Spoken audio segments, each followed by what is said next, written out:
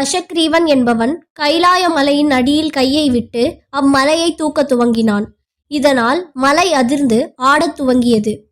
பார்வதி தேவி நிற்க முடியாமல் தன் கணவராகிய மகாதேவரை உறுதியாக பிடித்து கொண்டார். மகாதேவர் மலையை தன் கால் கட்டை விரலால் அழுத்தினார். இதன் விளைவாக தசக்ரீவனின் கைகள் நசுங்கின.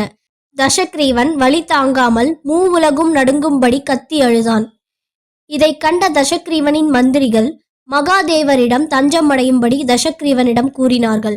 ஏனென்றால் மகாதேவருக்கு ஆசுதோஷன் என்ற பெயர் உண்டு. அதாவது சுலபத்தில் திருப்தி அடைபவர் என்பது அதன் பொருளாகும். தசக்ரீவனும் வேறு வழியின்றி தன் தலையால் மகாதேவரை வணங்கி சாமவேத மந்திரங்களை துதிக்க ஆரம்பித்தான். 1000 ஆண்டுகள் கழித்த பிறகு மகாதேவர் சந்தோஷமடைந்து தன் கால் விரல்களை தளர்த்தினார். இதனால் தசக்ரீவன் தன் கைகளை வெளியில் எடுக்க முடிந்தது.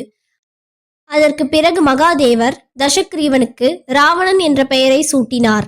தசக்ரீவன் பெரிய சத்தமாக கத்தியதை கேட்டு அனைவரும் பயந்ததால் அவனுக்கு ராவணன் என்ற பெயர் வழங்கலாயிற்று.